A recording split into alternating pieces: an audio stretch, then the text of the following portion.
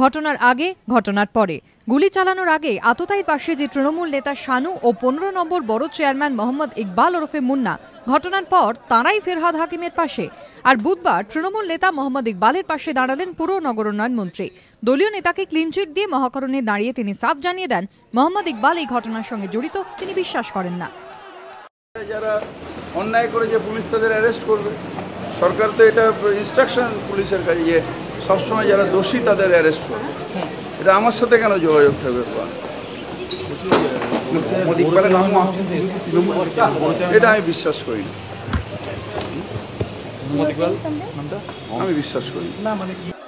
শুধু তাই নয়, অভিযুক্তদের সঙ্গে দূরত্ব বাড়িয়ে মন্ত্রীর উত্তর, টিভিতে যাদের দেখা গিয়েছে তাদের প্রথম দেখলাম।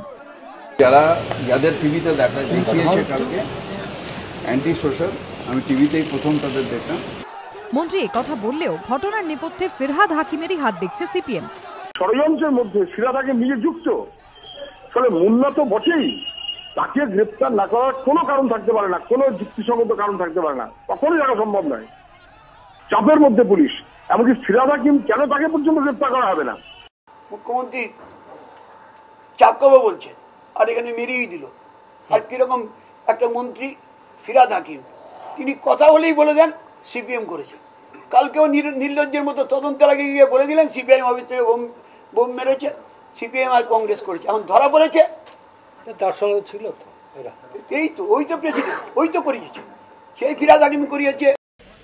সব জেনেও কেন চুপ মুখ্যমন্ত্রী, প্রশ্ন তুলেছেন বিরোধী দলনেতা। মুখ্যমন্ত্রী এতক্ষণ বক্তৃতা দিতে পারেন, 2 ঘন্টা থেকে 3 ঘন্টা সময় লাগে, 2 মিনিটও আপনি কথা বলতে পারলেন না যে আপনার পুলিশ খুন হলো কলকাতায় গায়ের নিচে আপনার লোকের হাতে, আপনার কি প্রতিক্রিয়া আছে? কি প্রতিক্রিয়া আছে? মুখ্যমন্ত্রীকে জবাব দেবেন? আপনি চুপ করে আছেন কেন মুখ্যমন্ত্রী মহোদয়? প্রশ্ন উঠেছে, গুলি করে এসআইকে খুন করার অভিযোগে গ্রেপ্তার যে যুবক, সেই শেখ সুবহান কিভাবে তৃণমূল নেতা ও বড় চেয়ারম্যানের পাশে? তাহলে কি তৃণমূলের ছত্রছায়াতেই এতটাই? সুমন ঘড়াইয়ের রিপোর্ট, এবিপি আনন্দ, কলকাতা।